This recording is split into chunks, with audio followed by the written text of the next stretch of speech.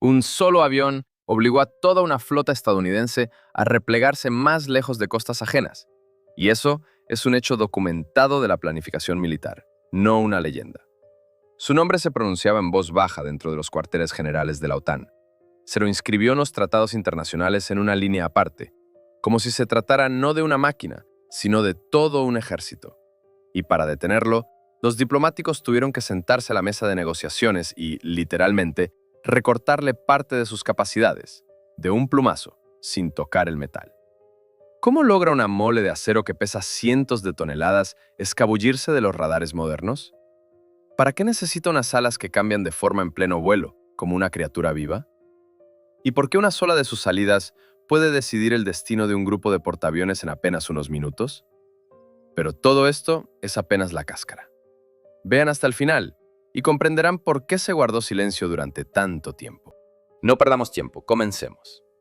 El año 1949 dio vuelta al equilibrio mundial de la noche a la mañana. La Unión Soviética probó su primer dispositivo nuclear y el viejo monopolio de una única superpotencia se deshizo en polvo.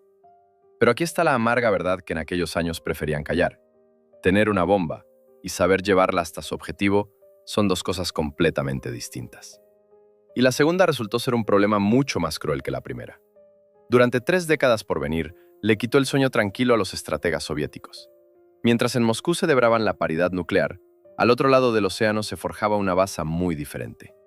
Los Estados Unidos ampliaban su flota a toda velocidad, y no era una flota cualquiera. Eran fortalezas flotantes, grupos de ataque de portaaviones, una concentración de poder de combate como el mundo nunca había visto. En el centro de cada grupo se alzaba un portaaviones, con su cubierta cargada de decenas de máquinas de combate, mientras cruceros y destructores giraban alrededor formando un muro de acero. Semejante armada podía aparecer en cualquier punto del océano mundial en apenas 3 o 4 días, y no había nada que oponerle. Esto se relaciona con el nervio más sensible de aquella época. Hacia mediados de los años 60 del siglo pasado, los Estados Unidos ya contaban con más de 10 grupos de ese tipo, y eso no es una cifra seca de un manual. Significaba que las costas de Europa, Asia y el Medio Oriente habían quedado bajo la mira constante de la aviación naval estadounidense. Un portaaviones no es simplemente un barco, es un instrumento que decide quién domina el cielo sobre cualquier región costera del planeta. Y en aquel momento, esa decisión no se tomaba en Moscú. Los estrategas soviéticos veían el problema en toda su desnudez despiadada. La aviación con base en tierra sencillamente no llegaba a tiempo. Para cuando un avión despegaba de un aeródromo costero y alcanzaba a un grupo de portaaviones en mar abierto, ese grupo ya se había desplazado a otro cuadrante y se había disuelto en el agua sin límites. Los submarinos eran eficaces, sin discusión, pero su tiempo de reacción resultaba demasiado lento para un blanco móvil de esta clase. Se necesitaba algo radicalmente distinto. Esto se relaciona con la raíz misma de toda la carrera de diseño que vino después. Hacía falta un avión que poseyera no solamente una alta velocidad, no solamente un largo alcance, no solamente un armamento devastador. Hacía falta una máquina que combinara todo a la vez, cada cualidad llevada al límite de lo que la época podía ofrecer. Primero, velocidad. La suficiente para escapar de los cazas de escolta que se elevarían desde la cubierta del portaaviones para interceptarlo. Segundo, alcance. El suficiente para operar lejos de las costas propias, sobre mares ajenos, en lugares donde no había aeródromos amigos ni cobertura amiga.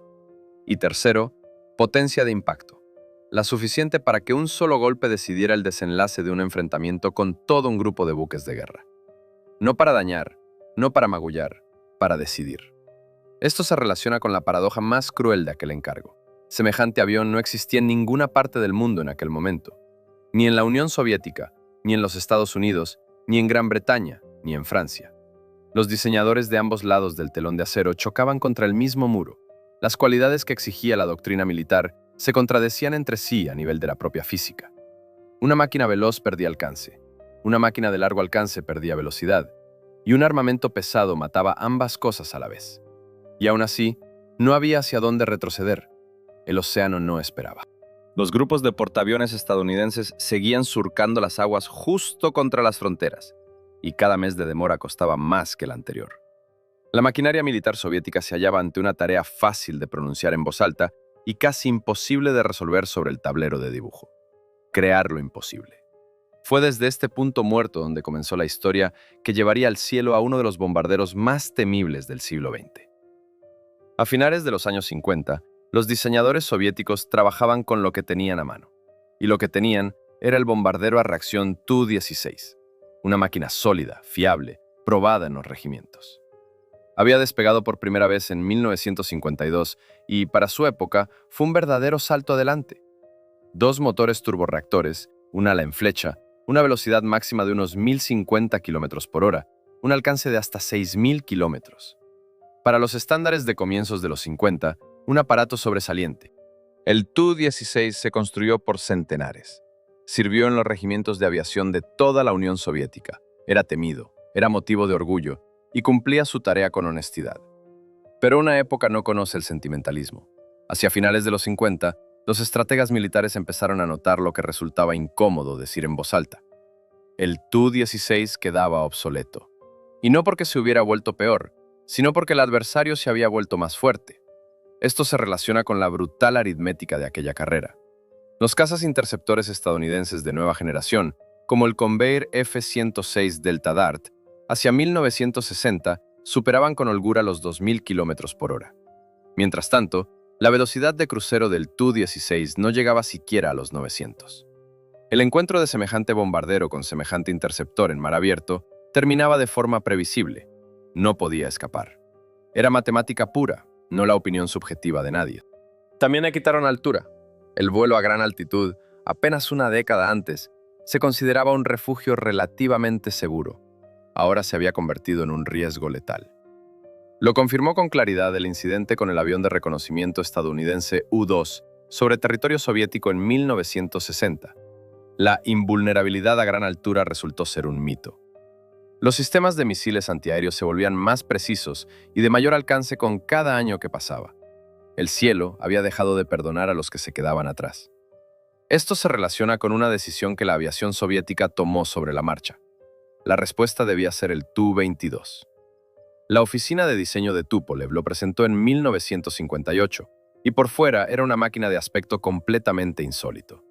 Sus 2 motores se situaban no bajo las alas, como en su antecesor, sino en la base del empenaje de cola, a ambos lados de la deriva. Esa solución liberó al ala de las góndolas colgantes y dio una forma más limpia y aerodinámica. Un ala triangular, un morro afilado, una silueta agresiva y moderna. Sobre el papel parecía un paso hacia el futuro. A máxima velocidad, el Tu-22 alcanzaba alrededor de 1.500 km por hora, notablemente más vivo que el Tu-16.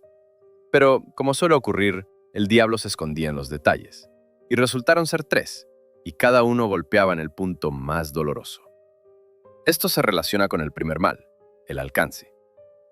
El alcance práctico del Tu-22 era de unos 4.900 kilómetros, menos que el del Tu-16 al que debía reemplazar.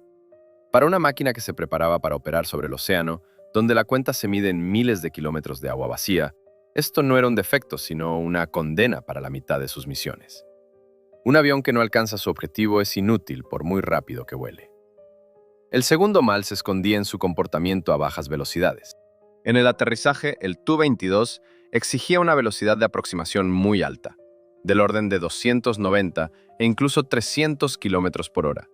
A modo de comparación, un avión de pasajeros moderno se aproxima a la pista a unos 240 o 260. La diferencia parece pequeña solo sobre el papel. En la práctica significaba que al piloto no le quedaba derecho alguno al error.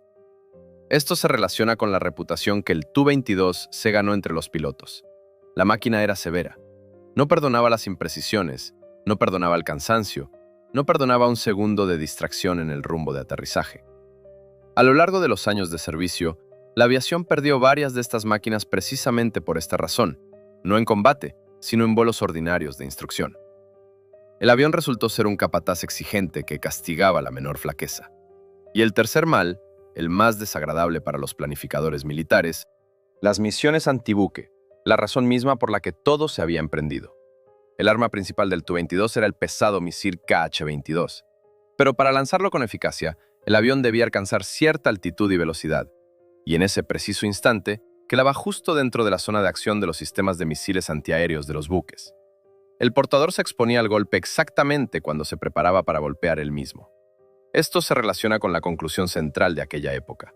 La ecuación no cuadraba. Hacia mediados de los 60 se hizo evidente. El Tu-22 no era la solución al problema. Importante, necesario, pero apenas una etapa intermedia, un peldaño y no la cima. Y entonces se irguió en toda su altura la pregunta que les ponía los dientes largos a los diseñadores. ¿Cómo crear una máquina que funcione con igual seguridad, tanto a bajas como a supersónicas velocidades, que despegue desde una pista ordinaria sin exigir al piloto una precisión de joyero y que al mismo tiempo, a gran altitud, acelere hasta una velocidad que duplica la del sonido? Dos exigencias que se contradecían entre sí al nivel de la propia física, y alguien tenía que quebrar esa contradicción. Cuando los ingenieros plasmaron por primera vez esta contradicción sobre el papel, la solución parecía sencillamente imposible. Un avión con un ala ajustada al vuelo supersónico se comporta de forma pésima a bajas velocidades.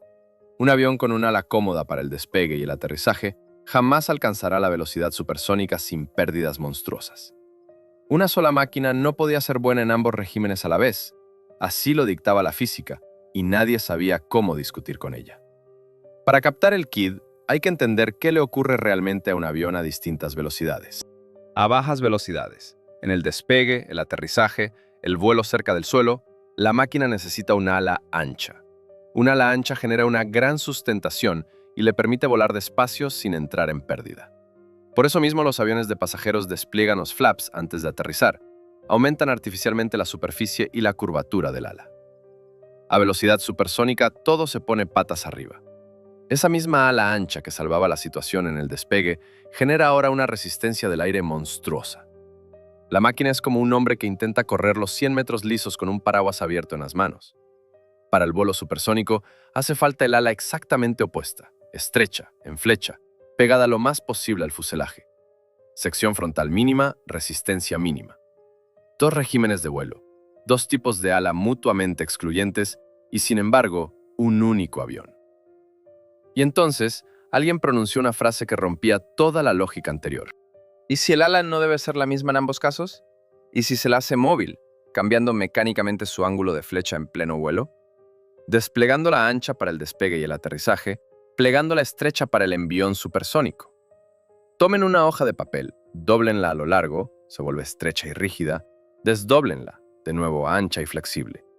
Una simplificación burda, y sin embargo esta misma idea se convirtió en la base de una de las soluciones de ingeniería más elegantes de toda la aviación del siglo XX, un ala de flecha variable. Suena engañosamente sencillo. En realidad es uno de los problemas más difíciles jamás resueltos en la construcción de aviones. La idea en sí no era nueva.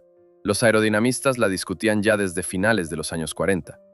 Pero una cosa es dibujar flechas sobre el papel y otra muy distinta encarnar un ala móvil en una máquina de combate que pesa decenas de toneladas y que está obligada a soportar cargas colosales sin desarmarse. El principal escollo fue el nudo de giro del ala. Es el lugar donde el ala se fija al fuselaje y alrededor del cual rota. En vuelo, ese nudo soporta cargas que le ponen los pelos de punta a cualquier ingeniero mecánico. Debe ser al mismo tiempo móvil para que el ala cambie de ángulo y absolutamente indestructible para no quebrarse bajo el embate a velocidad supersónica. Imaginen una bisagra de puerta que sostiene el peso de un tren de carga cargado y que, aún así, se abre con un solo dedo.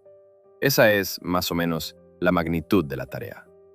Sobre este rompecabezas se trabajó en el Instituto Central Aerohidrodinámico, que lleva el nombre del profesor Nikolai Yegorovich Zhukovsky. Fue allí, en Zhukovsky, cerca de Moscú, donde se sometían modelos a los túneles de viento, se calculaban las cargas y se repasaba variante tras variante. El nudo se torcía, se cargaba, se rompía en los bancos de pruebas y se montaba de nuevo. Cada error de cálculo aquí no significaba una línea en un informe, sino una posible catástrofe en el aire.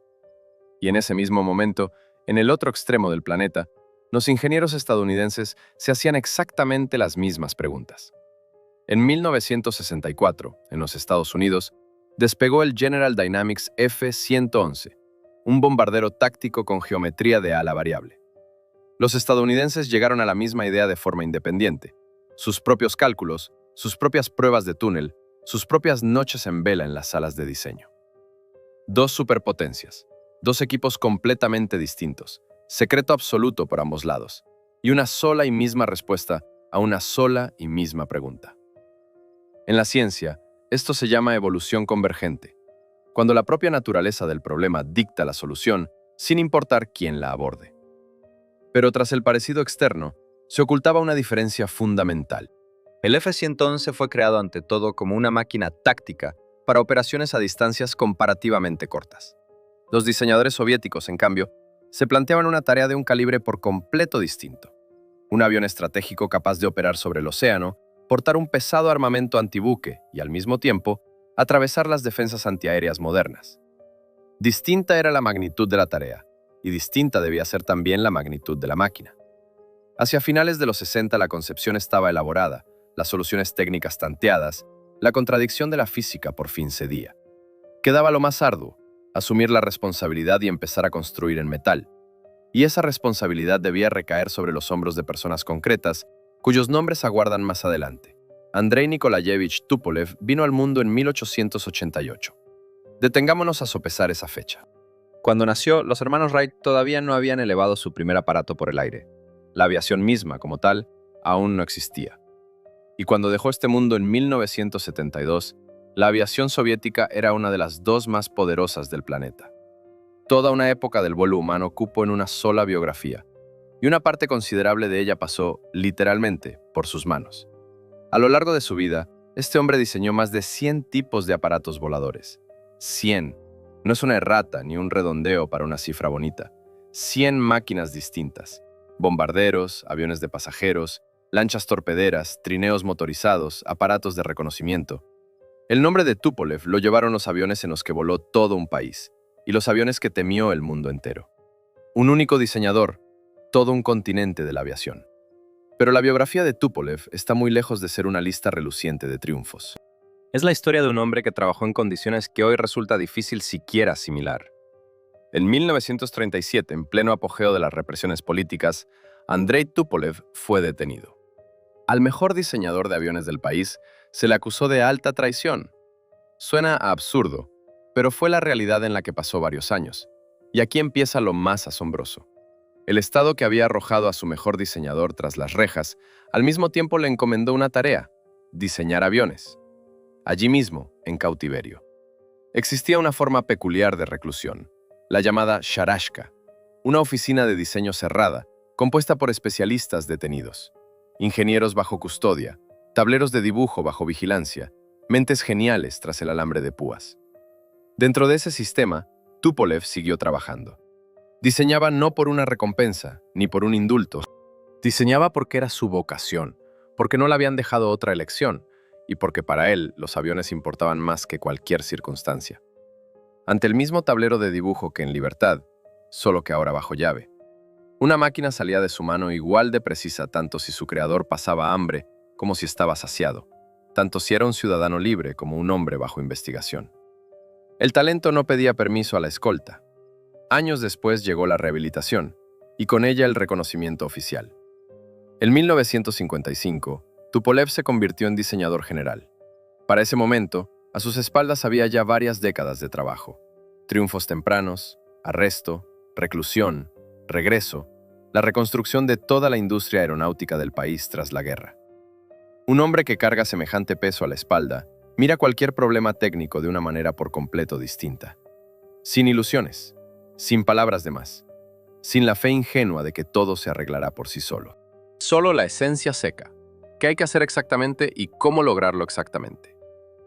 Había visto demasiado como para perder el tiempo en charlas vacías o gestos vistosos.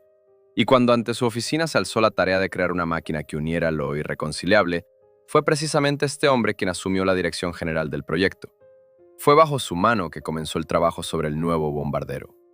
Pero un diseñador general fija el rumbo, forma la escuela, responde por el conjunto, mientras que la labor cotidiana, de cada día, de dar vida a una máquina concreta recae sobre los hombros de otro hombre.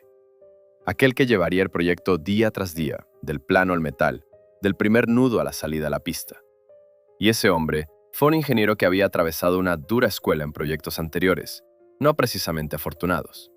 A este hombre se le llamaba Dmitry Sergeyevich Markov, diseñador jefe del proyecto Tu-22M. Había llegado a la oficina de diseño de Tupolev, siendo aún un ingeniero joven, y había atravesado una escuela en varias máquinas seguidas, incluido aquel mismo Tu-22, que nunca llegó a ser la solución. Y aquí radica su ventaja clave. Markov conocía los fracasos de su antecesor no por los informes ni por relatos ajenos, los conocía desde dentro. Sabía exactamente dónde la máquina se había quedado corta. Sabía por qué se había derrumbado la ecuación del alcance. Sabía qué había convertido al avión en una pesadilla en el aterrizaje y por qué se exponía a los misiles de los buques en el peor momento posible. Cada dolor del Tu-22 estaba grabado en su memoria no como una carencia abstracta, sino como un error concreto y sufrido. Y fue precisamente ese conocimiento el que se convirtió en su principal herramienta de trabajo, más valiosa que cualquier instrumento de dibujo. Al equipo de Markov se le encomendó una tarea fácil de pronunciar y casi imposible de cumplir. Crear un avión que pesara más de 100.000 kilogramos completamente equipado, que despegara desde una pista de hormigón ordinaria sin exigir al piloto una destreza de circo, que a bajas velocidades se comportara de forma predecible y perdonara los errores, y que, aún así, a gran altitud acelerara hasta 2.300 kilómetros por hora. Para captar qué significan 2.300 kilómetros por hora, traduzcámoslo a algo tangible. Es, más o menos, 640 metros por segundo. En un solo segundo, semejante máquina recorre una distancia igual a 6 campos de fútbol puestos en fila. A esa velocidad, entre el instante en que un blanco aparece en el horizonte y el instante en que el avión ya ha pasado por encima de él, transcurren apenas fracciones de segundo. El ojo no llega a tiempo, los reflejos no llegan a tiempo, solo el cálculo llega a tiempo. Y así, a aquel coloso de 100 toneladas había que volverlo a la vez suave en el despegue y veloz como un rayo en altitud, al mismo tiempo. Dos cualidades que la física había empujado a lados opuestos de la barricada debían reunirse en un único fuselaje. Detrás de esta tarea no había un genio solitario. Detrás había todo el colectivo de la oficina de diseño, varios miles de personas en aquel periodo. Ingenieros, diseñadores, tecnólogos, calculistas, delineantes, personal de pruebas. A la mayoría de ellos no se los nombrará jamás en ningún documento oficial. Su labor se disolvió en la propia máquina, en los planos, en las soluciones técnicas, en cada remache y cada cordón de soldadura del avión terminado. Personas anónimas por cuyas manos se ensambló una leyenda.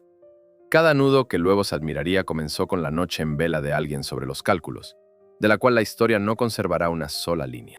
No trabajaban, ni mucho menos, en el silencio de un acogedor laboratorio académico.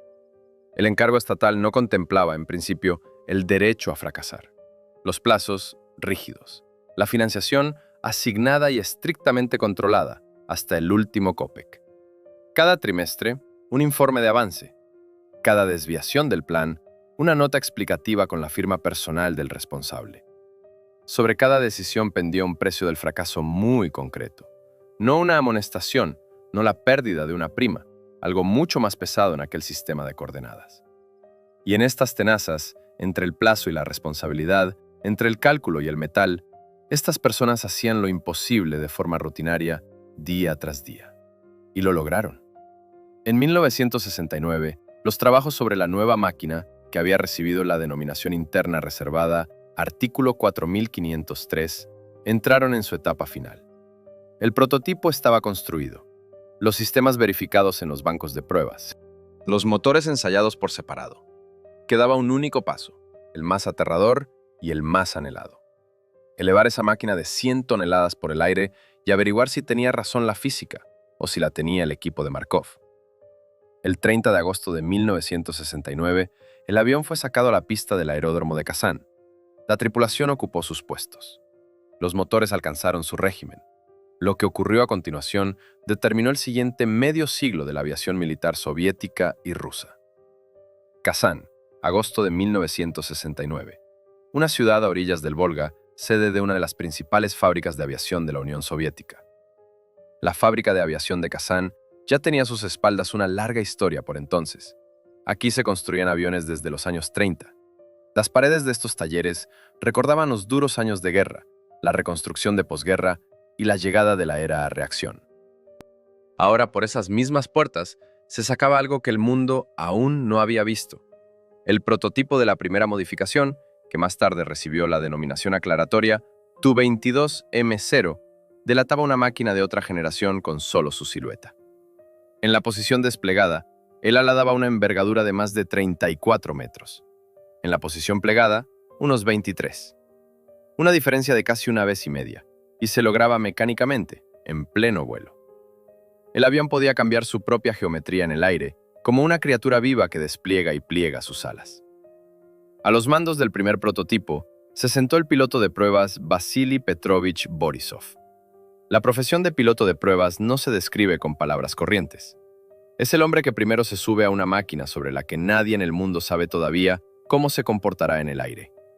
Todos los cálculos están hechos, todos los bancos de pruebas superados, todos los nudos verificados en tierra. Pero el cálculo y la realidad son dos universos distintos, y quién, sino el piloto de pruebas, lo sabe mejor que nadie. La mañana del 30 de agosto, el calentamiento de los motores tomó su tiempo reglamentario, ni un segundo menos. En tierra permanecían inmóviles los miembros de la comisión estatal, los ingenieros, los diseñadores. Entre ellos estaba también Dmitry Markov. Personas que habían entregado varios años de su vida a esta máquina, ahora simplemente estaban de pie y miraban. No les quedaba nada más por hacer. Todo lo que dependía de sus manos y de sus mentes ya estaba hecho, y ahora rodaba sobre el hormigón en sus propias ruedas. El avión inició la carrera de despegue. Una larga pista de hormigón, el rugido creciente de dos motores turborreactores. Una máquina con una masa de más de 100.000 kilogramos ganaba velocidad, y quienes estaban junto a la pista sentían ese sonido no con los oídos, lo sentían con todo el cuerpo. No es un estruendo, es presión. La presión física de las ondas sonoras golpeando el pecho desde dentro. El aire temblaba, el hormigón vibraba, y dentro de aquel rugido creciente se decidía el destino de 8 años de trabajo.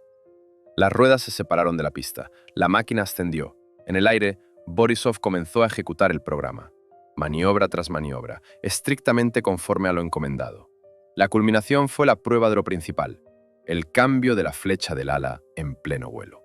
El mecanismo que debía funcionar miles de horas en las más variadas condiciones operó, por primera vez, exactamente como se había calculado sobre el papel.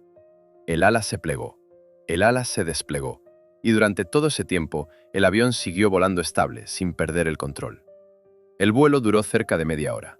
Cuando la máquina entró para aterrizar y las ruedas tocaron de nuevo la pista, en tierra exhalaron. No porque esperaran de veras una catástrofe, sino porque el primer despegue de cualquier avión nuevo es siempre el momento en que años de labor se comprimen y se ponen a prueba en 30 minutos. Y esos 30 minutos siempre se prolongan de forma angustiosa para quienes se quedaron abajo. Borisov rodó hasta la plataforma, los motores enmudecieron y sobre el aeródromo se hizo un silencio repentino. El piloto echó atrás la cubierta y salió de la cabina. Markov fue el primero en acercarse a él. ¿Vivo?, preguntó escuetamente. Borisov calló un segundo. No porque no supiera la respuesta, sino porque tales momentos no toleran la prisa. «Vivo», dijo, y esa sola palabra bastó. Pero un primer vuelo no es una meta, es solo el inicio de un largo camino que en la aviación se llama programa de pruebas. A la máquina aún había que exprimirla al límite, verificarla en regímenes extremos, ensayar su armamento, tantear dónde pasa la frontera de lo posible y dónde la de lo admisible. Lo principal lo mostraron las pruebas de inmediato. La concepción funciona. La flecha variable en una máquina de esta clase ya no era teoría, sino una realidad de metal. Pero mostraron también una segunda cosa. Hasta un avión de combate el camino era aún muy largo. El primer prototipo era, dicho sin rodeos, tosco. Los motores no daban el empuje calculado. La aviónica exigía una seria reelaboración. Toda una serie de sistemas funcionaba de forma inestable, caprichosa, no como se había concebido. Los ingenieros volvieron a sus tableros de dibujo. Así comenzó un camino de casi 8 años, desde el primer despegue del prototipo hasta aquella misma máquina que el mundo entero conocería bajo el nombre de Tu-22M3. En la aviación rige una regla tácita: la primera máquina nunca es la última. No es un defecto del sistema, sino la naturaleza misma de la técnica compleja. Solo un vuelo real revela dónde el cálculo coincidió con la realidad y dónde se apartó de ella sin piedad. Y esa divergencia se convierte en el material para el siguiente paso. El prototipo. Tu-22M0 había mostrado lo principal, el rumbo se había elegido correctamente, pero por delante quedaba aún un trabajo inabarcable. Hubo que empezar por el punto más doloroso, los motores. En el prototipo estaban los NK-144, una versión potenciada de los motores creados en origen para el avión de pasajeros supersónico Tu-144. La decisión fue forzosa. Los motores necesarios sencillamente no estaban a mano, así que se tomó lo que había disponible. Pero esos motores no daban el empuje que exigía una máquina de combate. Eran más pesados de lo normal y devoraban demasiado combustible. Y el combustible, para un avión afinado para operar sobre el océano, no es una línea secundaria en una tabla. Es el sentido mismo de su existencia. Cada kilogramo de más en el consumo se comía preciosos kilómetros de alcance, precisamente aquellos por los que todo se había emprendido. En paralelo salieron a la luz otras dolencias. El mecanismo de flecha variable funcionaba, pero los nudos de fijación requerían ajustes. En ciertos regímenes surgían vibraciones que los cálculos no habían previsto. El equipo de radar tocaba reemplazarlo por algo más moderno. En 1971, entró en producción la primera modificación reelaborada, el Tu-22M1. Al principio se presentó como un ejemplar experimental, pero ya tras su entrega a los militares quedó claro, seguía siendo un modelo de transición. Se construyó en una serie limitada, unas 9 máquinas. Estos aviones, en su mayoría, continuaron el programa de pruebas y perfeccionaron los procedimientos tácticos. Pero el resultado principal de esta etapa no estaba en las máquinas mismas. Los ingenieros habían comprendido, de una vez por todas, sin motores radicalmente nuevos, seguir avanzando carecía de sentido. De ese corazón se encargó la oficina de diseño de Nikolai Dmitrievich Kuznetsov, uno de los principales maestros soviéticos de la construcción de motores. Y he aquí un detalle que dice más sobre el calibre del equipo que cualquier palabra. Fueron motores del diseño de Kuznetsov los que estaban en el gigantesco cohete portador N-1 dentro del programa lunar soviético. Las mismas personas que crearon motores para la conquista de la Luna debían ahora dar al avión de Markov un corazón digno de su fuselaje. En 1972 apareció la modificación Tu-22M2. Era ya una máquina verdaderamente seria, no un prototipo de ajuste. Los nuevos motores proporcionaron un aumento notable del empuje. El sistema de navegación se reelaboró por completo. El sistema de control de armamento se perfeccionó. El avión recibió un nuevo complejo de puntería, lo que permitió emplear los misiles de forma sensiblemente más precisa. La cabina se rediseñó de nuevo, teniendo en cuenta todas las observaciones acumuladas por los pilotos a lo largo de los años de pruebas. El Tu-22M2 se fabricó ya en una serie mucho más amplia, unos 211 ejemplares. Entró en servicio en los regimientos de aviación y pasó a operar en condiciones próximas a las de combate. Pero los ingenieros no se permitían detenerse ni un solo día. El adversario al otro lado del océano tampoco dormitaba. La flota de los Estados Unidos se reforzaba y la defensa antiaérea de los buques se perfeccionaba año tras año. Los sistemas antiaéreos de los portaaviones y los buques de escolta recibían nuevos radares, algoritmos de guiado más sofisticados y un alcance de impacto cada vez mayor. Cada refuerzo del lado estadounidense exigía una respuesta simétrica del lado soviético, y esa respuesta ya nacía sobre los tableros de dibujo. El 20 de junio de 1977, sobre el aeródromo de Kazán, se elevó una máquina que se convirtió en la solución definitiva de todas las tareas acumuladas a lo largo de 8 años. Era el Tu-22M3. La tercera y última modificación principal, aquella misma a la que Occidente le otorgaría un apodo que se volvió de uso común. Los cambios respecto a su antecesor no eran cosméticos, sino fundamentales. En lugar de los motores anteriores, se instalaron los NK-25, que dieron un aumento sustancial del empuje en poscombustión. La velocidad máxima saltó hasta 2.300 km por hora, frente a los 1.800 del Tu-22M2. Aparecieron nuevas tomas de aire reelaboradas, más eficientes a altas velocidades. El complejo de puntería y navegación se actualizó por completo y se añadió un nuevo sistema de contramedidas electrónicas. La carga de combate alcanzó los 24.000 kilogramos. El alcance práctico sin reabastecimiento, unos 7.000 kilómetros. El radio de combate con carga máxima del orden de 2.400 kilómetros. La tarea que a finales de los 60 pareció una burla a la física estaba ahora resuelta, y resuelta con un margen de sobra. Lo bueno se había vuelto lo mejor. Quedaba comprender gracias a qué, exactamente, latía el corazón de esta máquina, y eso merecía una conversación aparte. Los dos motores NK-25 son un producto que merece una conversación aparte. Para entender qué ocurre dentro de ellos, Empecemos por algo sencillo. Imaginen una hoguera corriente de leña seca. Y ahora, arrímenle una potente bomba que mete un chorro de aire comprimido en la llama. El fuego arderá con más brillo, la temperatura dará un salto, la energía empezará a liberarse en avalancha. El principio del motor a reacción es exactamente el mismo, solo que a una escala monstruosa. Sustituyan la hoguera por un flujo de queroseno. La bomba, por el compresor de un motor turborreactor. El armazón de madera, por una cámara de combustión de aleaciones resistentes al calor. Y ahora añadan una cámara de postcombustión, una sección aparte detrás de la turbina principal, donde se inyecta combustible adicional directamente en el flujo al rojo vivo de los gases de escape. La temperatura en esta cámara en postcombustión supera los 1500 grados Celsius.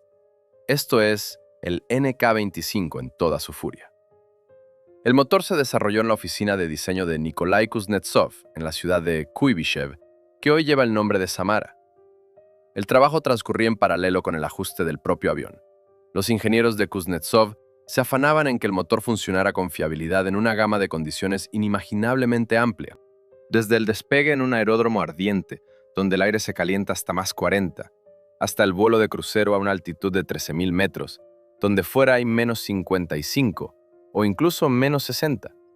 Un mismo conjunto debía soportar ambos infiernos con igual firmeza.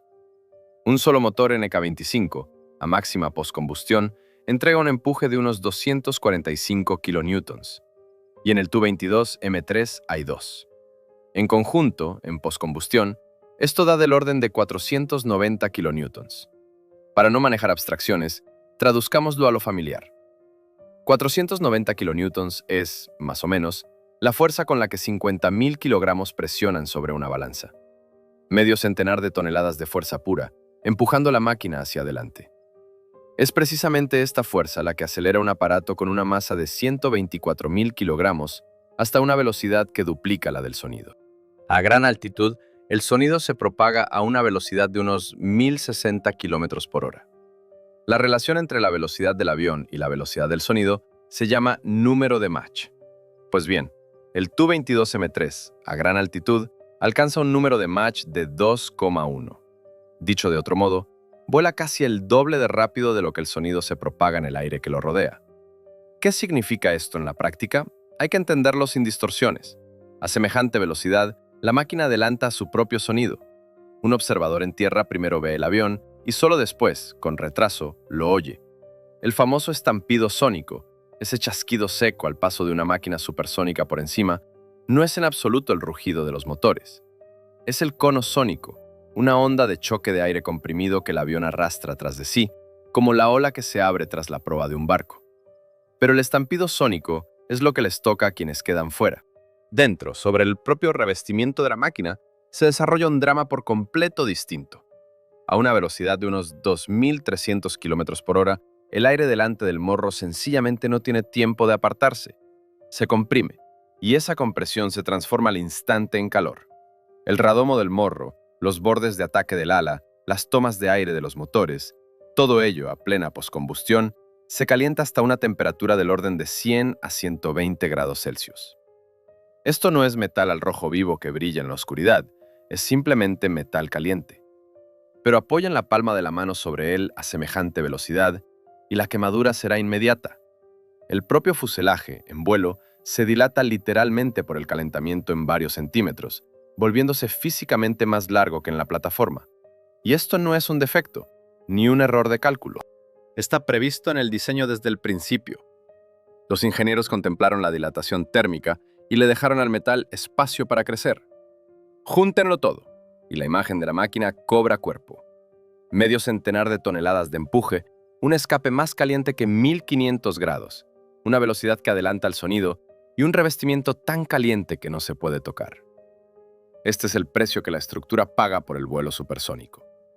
Pero tras esta coraza abrasadora, a apenas unos centímetros del infierno del calentamiento por velocidad, había 3 hombres vivos. Y lo que ellos experimentaban es una historia por completo distinta. En la cabina del Tu-22 M3 se alojan 3 hombres: el comandante de la tripulación, el navegante operador y el operador de los sistemas de armamento. Su puesto de trabajo es un asiento con sistema de eyección paneles de instrumentos, pantallas y palancas de mando que los rodean por todos lados. La cabina es estanca. El sistema de climatización mantiene una presión normal y una temperatura familiar, aislando a los hombres de lo que ocurre afuera. Pero a la física no se la engaña y se lo recuerda sin cesar. Al entrar en poscombustión, la sobrecarga aprieta a la tripulación contra los asientos. No de forma brusca, no de un tirón, sino suave e implacable, como si la enorme palma de alguien se posara encima y aumentara despacio su presión. En una maniobra enérgica a alta velocidad, la sobrecarga alcanza varias unidades, y aquí es donde las cifras se convierten en pura fisiología. Cada unidad de sobrecarga es el peso adicional del propio cuerpo, multiplicado por sí mismo. Contemos sin adornos. Con una sobrecarga de 3, un hombre que en tierra pesa 80 kilogramos se siente como si llevara 240. Los brazos se vuelven pesados, la cabeza se llena de plomo. Cada movimiento cuesta un esfuerzo. Y en ese estado la tripulación está obligada no solo a aguantar, sino a trabajar, con precisión, concentrada, sin derecho al error. El cuerpo grita por la sobrecarga, mientras las manos siguen guiando la máquina y sus sistemas. El ruido en la cabina es una prueba en sí misma. Incluso con la cubierta cerrada y el casco puesto, no es un zumbido de fondo que pueda arrinconarse en el borde de la conciencia. Es una presencia constante y densa que presiona los nervios hora tras hora. La vibración recorre toda la estructura del avión, a través del asiento, a través de la palanca de mando. Las manos del piloto leen literalmente con los dedos cada cambio en el régimen de los motores. La máquina habla con la tripulación en el lenguaje del temblor y el rugido. Y tras la fina pared de la cabina se extiende otro mundo, por completo hostil al ser humano. A altitud de crucero, fuera hay menos 55 grados. Dentro hay una temperatura normal y habitable, en la que se puede respirar y trabajar. Entre estos dos mundos, apenas unos centímetros de revestimiento y el cristal de la cubierta, una frontera delgada entre la vida y el vacío helado de la estratosfera que se separa del ser humano únicamente por el cálculo de ingeniería. Los pilotos que se formaron en esta máquina repetían lo mismo casi palabra por palabra. El Tu-22M3 exige presencia plena, no el 90% de la atención, no el 95%, exactamente el 100%. En esta cabina no hay lugar para pensamientos ajenos, no hay lugar para la relajación cansada, no hay lugar para un solo segundo de más de distracción. La máquina percibe la menor flaqueza y la recuerda de inmediato, sin esperar una segunda oportunidad. Y todo lo dicho hasta ahora es apenas el medio de entrega, el revestimiento abrasador, el rugido de los motores, la sobrecarga que clava el cuerpo en el asiento, todo ello sirve a un único propósito. La pregunta principal siempre sonó distinta y mucho más dura. ¿Qué lleva exactamente esta máquina hasta su objetivo? ¿Qué se esconde en sus bodegas y en sus pilones, por lo cual 3 hombres soportan la sobrecarga y el frío tras la fina pared de la cabina? Fue la respuesta a esta pregunta la que convirtió al Tu-22M3 de un simple avión veloz en una pesadilla para toda una flota. Hay aviones que son armas en sí mismos, y hay aviones plataforma, medios para entregar un golpe al punto de empleo. El Tu-22M3 pertenece al segundo tipo, pero resultó ser una plataforma tan monstruosa que la frontera entre ambos conceptos se difuminó casi hasta lo indistinguible. Empecemos por el calibre principal, el misil KH-22. En los documentos y manuales figura bajo el nombre de Buría, la tormenta. Y no es una palabra bonita para el efecto, sino una descripción exacta de lo que comienza tras su lanzamiento. El KH-22 se desarrolló desde finales de los años 50 en la oficina de diseño de Alexander Yakovlevich Berezniak. La tarea se planteó en los términos más duros: crear un misil capaz de alcanzar un gran buque de superficie, ante todo un portaaviones, desde una distancia tal que el propio portador quedara fuera de la zona de la defensa antiaérea de los buques. Esta exigencia definió toda la fisonomía del artefacto, y la fisonomía resultó colosal. Detengámonos a sopesar las dimensiones. La longitud del misil es de unos 11,6 metros. Esa es la altura de, más o menos, un edificio residencial de 4 plantas, tendido horizontalmente bajo el vientre del avión. La envergadura de las alas es del orden de 3 metros. La masa de lanzamiento es de unos 5.900 kilogramos, casi 6 toneladas. 6 toneladas es el peso de, más o menos, 4 automóviles de pasajeros de clase media. Y el Tu-22M3 lleva este coloso en un soporte externo, en el pilón central bajo el fuselaje, despega con él, acelera y sale al rumbo de ataque. El motor del misil es de tipo cohete de combustible líquido. Tras soltarse del portador, el KH-22 acelera hasta una velocidad de unos 4.000 km por hora. Eso es, más o menos, un número de Mach de 3,6. Es decir, el propio misil vuela sensiblemente más rápido que el avión que lo lanzó. El alcance de lanzamiento, según la modificación y el régimen, va de 140 a 600 kilómetros. Y eso significa que el portador puede golpear hallándose mucho más allá del horizonte respecto a su objetivo. Aquí está toda la crueldad del concepto. Los radares de los buques, en el momento del lanzamiento, pueden no ver en absoluto el avión. Está por debajo de la línea del horizonte. Detectarán solo el misil mismo, ya desprendido de su pilón y cayendo sobre el objetivo. Y para cuando lo detecten, ya será demasiado tarde. En su aproximación al buque, el KH-22 desciende hacia el agua misma y recorre el tramo final de su trayectoria literalmente al ras de la superficie del mar.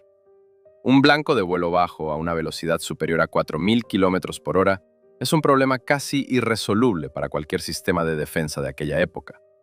La cabeza de combate del misil, según diversas fuentes, pesaba unos 900 a 1.000 kilogramos. En la variante para alcanzar objetivos terrestres, podía instalarse una ojiva de tipo especial, cuyos detalles no se divulgaban en las fuentes abiertas. Un solo impacto de ese tipo bastaba para inutilizar o enviar al fondo un buque de la clase más grande. Un avión, un misil, y el destino de un portaaviones pendía de un hilo. Pero el KH-22 no era la única baza. La segunda fue el misil KH-15, un desarrollo de la oficina de diseño Raduga en la ciudad de Dubna. El concepto aquí es por completo distinto. Si el KH-22 es un pesado ariete desde larga distancia, el KH-15 es velocidad y sorpresa en estado puro. El misil es notablemente más pequeño, una longitud de unos 4,8 metros, una masa de lanzamiento del orden de 1.200 kilogramos. A cambio, la velocidad tras el lanzamiento alcanza un número de Mach de 5. Eso es unos 6.000 kilómetros por hora. Interceptar semejante blanco con los medios de defensa antiaérea de aquel periodo era prácticamente imposible en principio. El KH-15 se fabricaba en varias variantes, una antirradar, para suprimir las estaciones de radar del enemigo, y una de ataque, para alcanzar objetivos terrestres y de superficie. El Tu-22M3 podía portar hasta 6 de estos misiles en un lanzador rotatorio interno, más otros adicionales en los soportes externos. 6 misiles, cada uno 5 veces más rápido que el sonido, disparados en una salva casi simultánea. Hacer frente a semejante torrente simultáneo de blancos era algo que las defensas de aquel tiempo no podían en principio. Sencillamente quedaban desbordadas. Y ahora, reunámoslo todo en una única imagen final. La carga de combate máxima del Tu-22M3 es de 24.000 kilogramos, 24 toneladas. Ese es el peso de, más o menos, 16 automóviles de pasajeros. O, si hablamos de bombas de caída libre, varias decenas de bombas aéreas del calibre de 500 kilogramos, dispuestas en las bodegas de bombas y en los soportes externos. Un avión, 3 hombres en la cabina, y 24 toneladas de carga destructiva a bordo. Cuando en Occidente empezaron a componer esta imagen a partir de datos dispersos, la calma en los cuarteles generales tocó a su fin.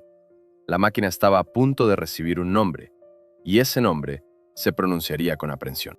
En el sistema de denominaciones en clave de la Organización del Tratado del Atlántico Norte, cada avión soviético recibía un nombre en lengua inglesa. La lógica era seca y de cuartel general. Los bombarderos, palabras que empezaban por la letra B, los cazas, por la letra F, los aviones de transporte, por la letra C. Una clasificación cómoda para los oficiales y analistas que a diario tenían que manejar técnica ajena y reservada. Al nuevo bombardero soviético de flecha variable se le asignó la denominación backfire, en traducción literal, fuego inverso, y si se busca un equivalente más preciso en sentido, fuego que devuelve el golpe. El nombre resultó aterradoramente certero. La máquina era, en efecto, un contragolpe, una objeción de acero a la supremacía de los grupos de portaaviones estadounidenses. El propio Occidente, sin saberlo, había escogido para ella la definición más fiel. Los primeros datos sobre el nuevo avión, los servicios de inteligencia occidentales empezaron a recibirlos a comienzos de los años 70. Las fuentes eran de lo más variado: imágenes satelitales de los aeródromos, comunicaciones interceptadas, informes de agentes. La imagen se componía de espacio, como un mosaico que al principio solo tiene unos pocos fragmentos de las esquinas. Los analistas de la Agencia Central de Inteligencia y de la Agencia de Inteligencia de la Defensa trabajaban con esas migajas de forma metódica y tenaz. La envergadura del ala se calculó a partir de las imágenes satelitales. La disposición de los motores se fijó. La longitud del fuselaje se dedujo comparando la silueta con objetos conocidos del aeródromo.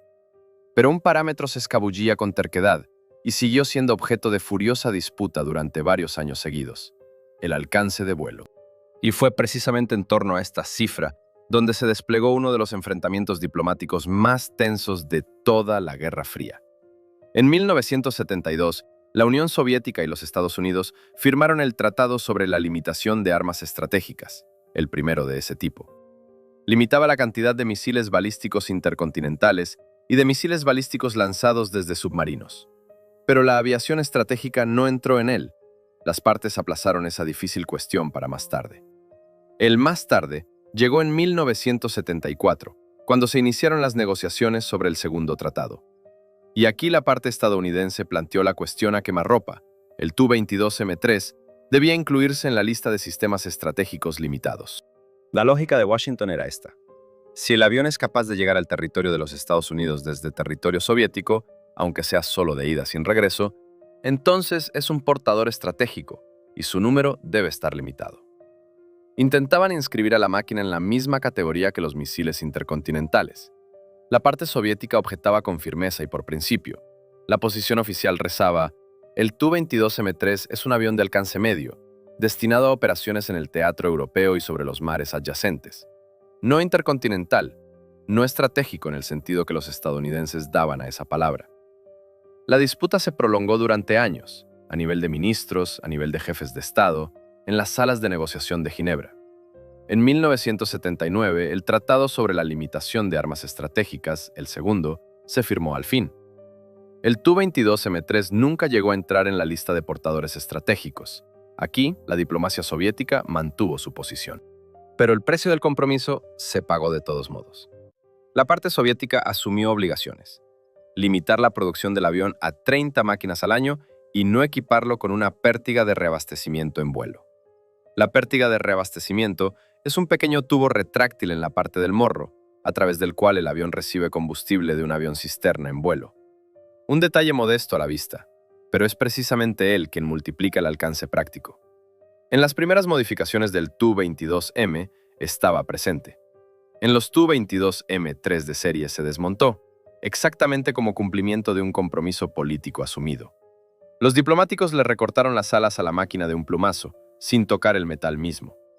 Pero mientras en las salas de Ginebra discutían sobre pértigas y alcances, los planificadores militares estadounidenses se ocupaban de su oficio. La doctrina para el despliegue de los grupos de ataque de portaaviones se revisó. Los portaaviones empezaron a mantenerse más lejos de las probables zonas de acción de la aviación naval soviética. El cálculo era simple y frío. Si el radio de combate del Tu-22M3 es de unos 2.400 kilómetros, entonces un grupo de portaaviones debe, en cualquier circunstancia, permanecer fuera del borde de ese círculo. Un solo avión cambió la geografía de la flota estadounidense. No es una metáfora sonora, es un hecho documentado de la planificación militar. El Atlántico Norte, el Mar de Noruega, el Mediterráneo, regiones donde los portaaviones estadounidenses antes navegaban casi con libertad, exigían ahora un cálculo aparte de las amenazas. En cada plan operativo apareció una línea aparte: la amenaza por parte de la aviación naval soviética de largo alcance, portadora de misiles.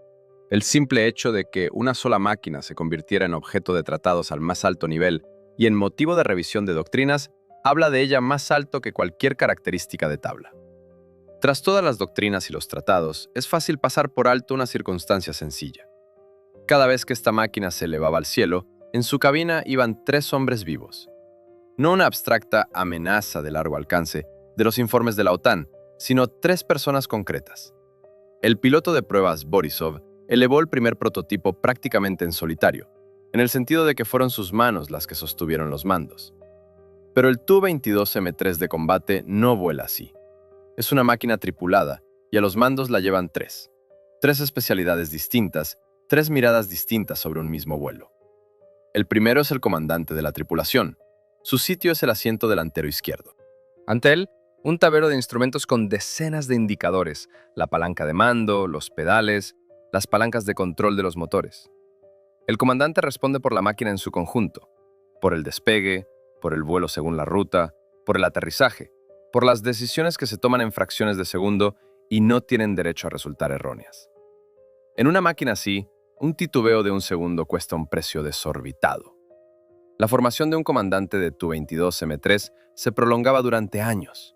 Primero las escuelas de vuelo, luego los tipos de instrucción y de transición, y solo después, el dominio gradual de la máquina misma. Primero con instructor, luego en solitario. Para el momento de la autorización a los vuelos independientes, las horas totales de vuelo se contaban por centenares, y aún así la máquina no perdonaba la autocomplacencia. Incluso al piloto más experimentado le recordaba quién mandaba allí al primer relajamiento. El segundo hombre es el navegante operador, el asiento delantero derecho. Su reino es la navegación.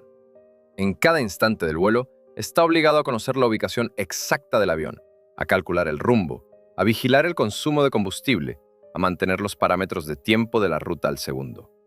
Y he aquí la cifra que hiela la espalda. En una máquina que avanza a una velocidad de más de 2.000 km por hora, un error de navegación de apenas un minuto es una desviación del rumbo de más de 30 kilómetros. 30 kilómetros hacia un lado por un solo minuto de desatención. A velocidad supersónica no hay derecho a la distracción, ni siquiera por un instante. El navegante trabajaba con un complejo sistema de navegación, un sistema de navegación inercial, equipo de radionavegación, instrumentos de astronavegación. Y aquí lo asombroso. En condiciones de silencio de radio, cuando las comunicaciones y la radionavegación se prohibían por razones de sigilo, el navegante guiaba la máquina por las estrellas y por los sensores inerciales. Exactamente como guiaban sus barcos los navegantes hace varios siglos. Solo que ahora, a una velocidad que aquellos navegantes no podían imaginar ni en su sueño más audaz. El más antiguo arte de navegar por los astros celestes se encontraba aquí con la tecnología extrema del siglo XX. El tercer hombre es el operador de los sistemas de armamento, el asiento trasero. Su hora estelar llega cuando los demás ya han hecho su trabajo y han llevado la máquina hasta la línea de empleo. Ahora le toca a él. El complejo de puntería por radar, la captura del blanco, el cálculo del momento de lanzamiento, la orden de empleo del arma. Y todo ello, en una situación en la que el avión puede estar ejecutando maniobras evasivas, en la que el enemigo lanza interferencias electrónicas activas, en la que la cuenta corre en segundos. 3 hombres en una cabina estrecha, y aún así cada uno existe en su propio mundo profesional, absorto por completo en su tarea. La compenetración de semejante tripulación se forjaba a lo largo de años de vuelos conjuntos. Los pilotos que habían servido juntos varios años se entendían sin palabras, por un cambio en el tono de voz, por el intercomunicador, por el carácter de los movimientos en la cabina, por la forma en que alguien estiraba la mano hacia el interruptor preciso un poco más rápido de lo habitual. No es una bella exageración, sino la realidad profesional de las tripulaciones de la aviación de largo alcance. Los vuelos en el Tu-22M3 eran físicamente duros, sin concesión alguna. Una salida de combate, contando la ruta, la aproximación a la línea y el regreso a la base, duraba varias horas. Varias horas seguidas en un asiento con sistema de eyección, con la máscara de oxígeno, a gran altitud, en el ruido incesante de los motores y bajo el peso de la responsabilidad por la máquina y por los hombres al lado. Los pilotos de la aviación de largo alcance rara vez hablan de esto en público. La cultura profesional no contempla las quejas. Pero en las pocas entrevistas que sí se dieron, los veteranos nombraban un mismo sentimiento: respeto por la máquina. No miedo ni un apego sentimental, sino precisamente respeto, como hacia algo que exige una entrega plena y responde del mismo modo. Uno de los veteranos, que voló el Tu-22M3 en los años 80, lo describía así: te sientas en el asiento y la máquina lo siente. Si no estás listo, te lo dirá en los primeros minutos. No con palabras, pero te lo dirá. Estas relaciones entre un hombre y un avión no se inscriben en ningún manual técnico, ni se expresan con cifra de tabla alguna. Y todo lo que se ha dicho, la formación, la doctrina, los ejercicios, era apenas un preludio. La verdadera prueba llega cuando las condiciones dejan de ser de instrucción, y esta prueba le llegó al Tu-22M3 sobre las montañas. Sobre unas montañas muy concretas, sobre Afganistán, un país montañoso en el corazón mismo de Asia, donde la altura media del relieve es de unos 1.800 metros sobre el nivel del mar y algunas cordilleras se elevan hasta los 7.000. los valles estrechos entre ellas, ya de varios kilómetros de ancho, ya de apenas unos cientos de metros. El aire es enrarecido, la turbulencia impredecible, el clima cambia en cuestión de minutos. Era un paisaje para el cual la máquina no se había diseñado en absoluto. El Tu-22M3 había nacido para otro elemento, para los espacios abiertos e inabarcables del Atlántico Norte, donde el agua sin fin se funde con el horizonte. Se le creó para la caza de grupos de ataque de portaaviones en mar abierto, donde no hay puntos de referencia, ni poblaciones, ni pasos estrechos entre las rocas. En aquel entorno, la máquina se sentía absolutamente segura, desplegando todo su potencial en espacios amplios y predecibles. Las montañas afganas resultaron ser lo opuesto por completo a aquel propósito de diseño. Las fuerzas aéreas de la Unión Soviética comenzaron a emplear el Tu-22M3 en Afganistán en 1988, en la etapa final de la presencia de las tropas soviéticas en el país. La tarea se planteaba en términos que los aviadores llaman trabajo por zonas. Es la entrega de golpes de bombardeo sobre amplias zonas en la alta montaña desde gran altitud. Y aquí, en toda su altura, se manifestó una cualidad de la máquina que normalmente no es la primera en recordarse: su imponente techo práctico. El techo teórico del Tu-22M3 era de 13.000 metros, 13 kilómetros sobre el nivel del mar. A semejante altitud, el avión iba por encima de la mayoría de las cordilleras afganas y, lo que es mucho más importante, por encima de la zona de acción efectiva de los sistemas portátiles de misiles antiaéreos de los que disponía el bando contrario. En la práctica, se hallaba fuera del alcance de aquellos medios de contraataque disponibles para el adversario en aquellas condiciones. La altura se convirtió en su coraza, pero esa misma altura engendró sus propias dificultades. El bombardeo con puntería desde 10 o 13.000 metros no es en absoluto lo mismo que un golpe desde 500. Una bomba soltada desde semejante altura permanece en caída libre durante varias decenas de segundos. Y en esos segundos la desvía hacia un lado. Lejos del punto de lanzamiento, el viento, que a distintas altitudes sopla a distinta velocidad y en distintas direcciones. Un mismo lanzamiento a distintos niveles daba una desviación distinta. Calcular el punto de lanzamiento con una corrección para todas estas capas de viento es una tarea de la más alta complejidad, que exige el trabajo conjunto del complejo de puntería y del navegante. Y resulta que el complejo de puntería y navegación del Tu-22M3 se había diseñado ante todo para el empleo del armamento de misiles, no para el bombardeo de altura contra objetivos de montaña. Por eso los nuevos procedimientos tácticos había que elaborarlos directamente en el curso del trabajo de combate. Esto es lo que en la aviación se llama la asimilación de la experiencia de combate, una ciencia que se escribe no en un despacho, sino en el cielo. Las tripulaciones regresaban a la base, realizaban los análisis de las salidas, examinaban los resultados, corregían la metodología y volvían a elevarse al aire. Las horas de vuelo acumuladas en las condiciones afganas resultaron verdaderamente únicas. El relieve montañoso engendraba turbulencia en la aproximación a las zonas de bombardeo.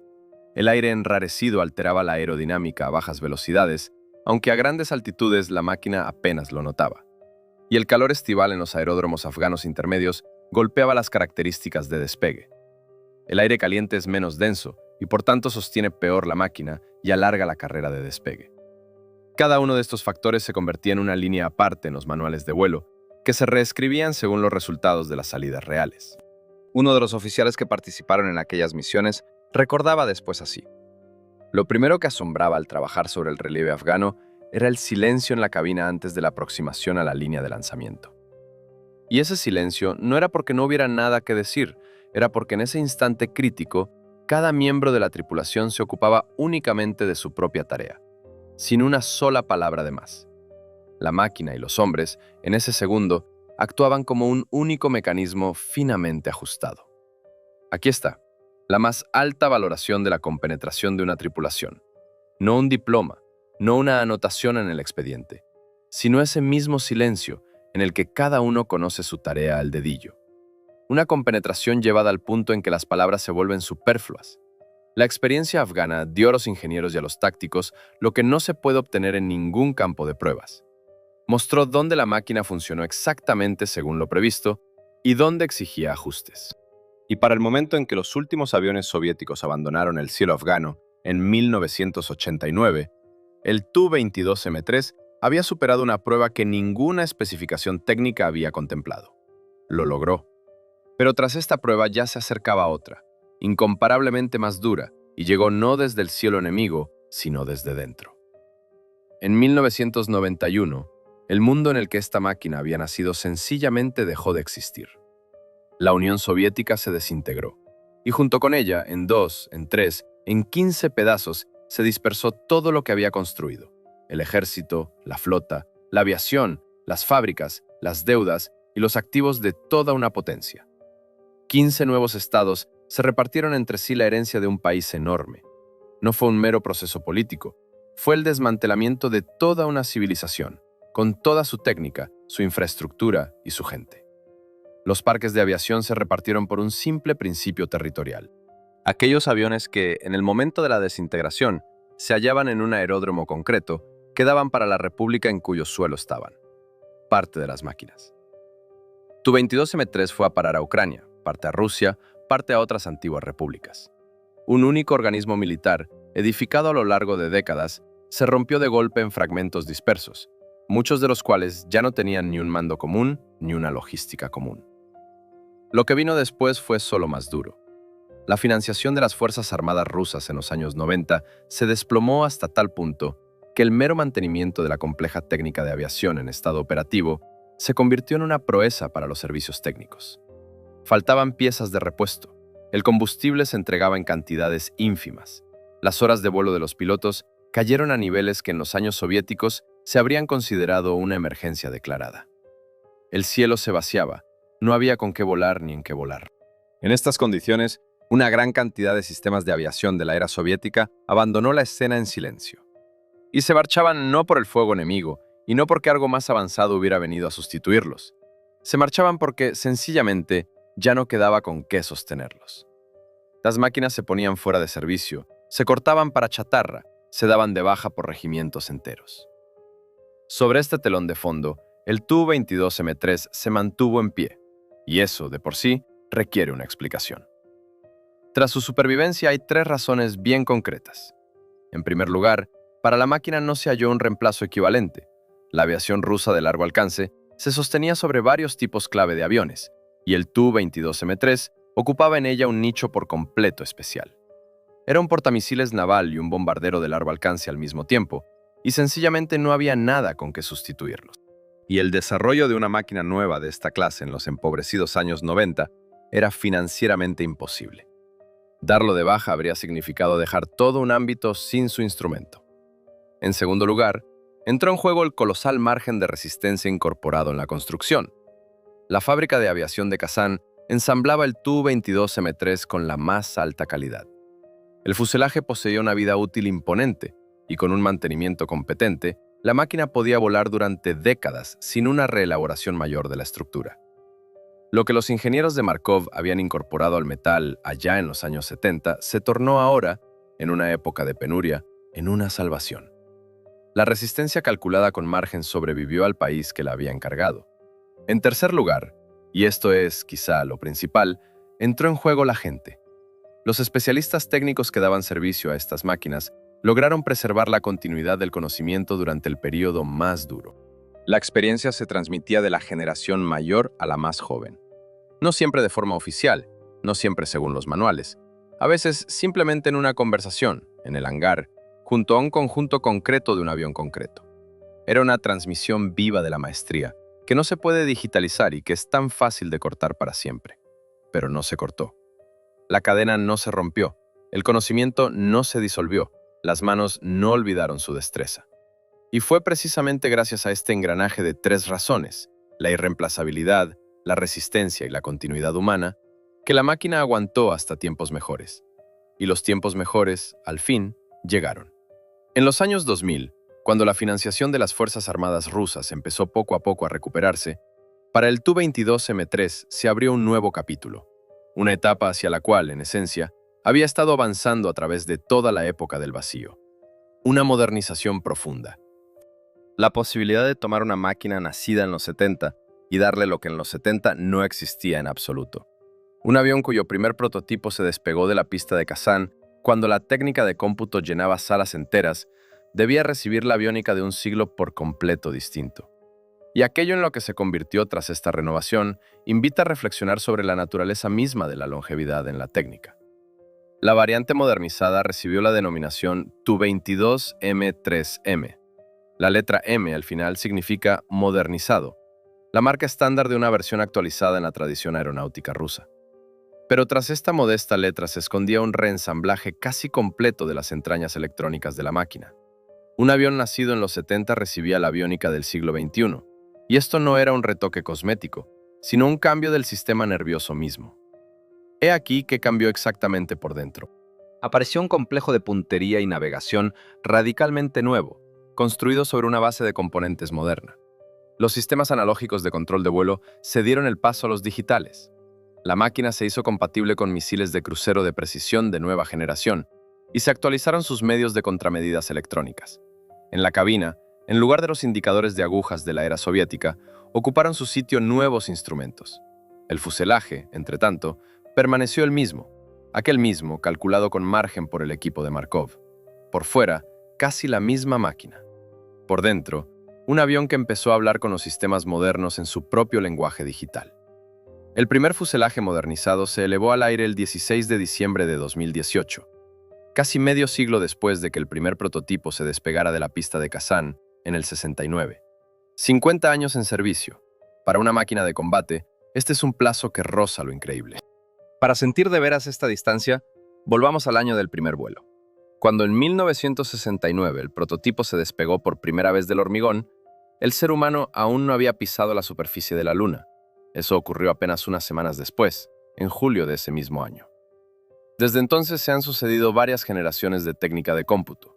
Los teléfonos han recorrido el camino desde la ausencia total en el bolsillo hasta un supercomputador en la palma de la mano. Internet ha recortado el tejido mismo de la civilización humana, y la máquina sigue volando. Y esto no es un terco conservadurismo, no es la falta de voluntad de desprenderse de lo viejo. Es la prueba de que las soluciones de ingeniería fundamentales incorporadas al diseño a finales de los 60 resultaron tan acertadas que el tiempo mismo no logró volverlas obsoletas. La flecha variable del ala sigue funcionando con eficacia. La disposición del fuselaje sigue siendo aerodinámicamente perfecta. La concepción del portamisiles de largo alcance sigue siendo demandada por el cielo. Andrei Tupolev no vivió para ver esta modificación. Dejó este mundo en 1972, 5 años antes del primer vuelo del propio Tu-22M3 y décadas antes de su renacimiento digital. Pero alcanzó a ver lo principal. El camino elegido por su oficina de diseño había sido el correcto. Dmitry Markov, bajo cuya dirección cotidiana nació la máquina, vivió lo suficiente para ver cómo su labor sobrevivió a la época misma que la había engendrado. Y aquí está, esa misma respuesta por la cual valió la pena recorrer todo este camino desde el año 49 hasta nuestros días. La historia del Tu-22M3 no es en absoluto una historia de acero y queroseno. Es una historia de lo que ocurre cuando las personas asumen una tarea que la física ha declarado imposible y no se retiran. Cuando los ingenieros trabajan bajo una presión colosal y hallan soluciones que después resultan casi eternas. Cuando los pilotos se sientan en la cabina y construyen con la máquina unas relaciones que no caben en ningún manual. El avión es apenas la encarnación material de esta tenacidad humana. Hay máquinas que cumplen con honestidad su plazo. Despegan, vuelan, aterrizan y se marchan en silencio a las salas de los museos y a los informes de archivo. Y hay otras que se convierten ellas mismas en una época, que sobreviven a los países que las crearon, que se modernizan y se elevan al cielo cuando su baja se había vaticinado hace mucho, que obligan a revisar las doctrinas militares y entran en las líneas de los tratados internacionales. El Tu-22M3 es de la segunda estirpe, sin reserva alguna, y no en absoluto porque sea el más rápido jamás construido, ni porque sea el único de su especie, sino porque tras cada cordón de soldadura de su fuselaje, tras cada perno en el nudo de giro del ala, tras cada línea de su documentación de a bordo, hay personas que creyeron en una idea sencilla e indestructible. Lo imposible es apenas aquello que aún no se ha hecho. Ellos lo hicieron, y la máquina vuela hasta el día de hoy. Gracias por su atención. Si esta historia del gigante de acero y de las personas que lo elevaron al cielo les ha atrapado, apoyen el canal. Dejen un me gusta bajo este video. Para ustedes es un solo movimiento, pero para nosotros es una señal de que material como este hace falta y merece que volquemos en él nuestras fuerzas. Suscríbanse al canal para no perdernos en la corriente general. Y no dejen de pulsar la campanita. Así serán los primeros en enterarse de los nuevos episodios sobre máquinas legendarias, desarrollos secretos y las páginas ocultas de la aviación militar. Por delante quedan aún muchas historias que durante mucho tiempo no se contaron en voz alta. Hasta el próximo encuentro en el cielo.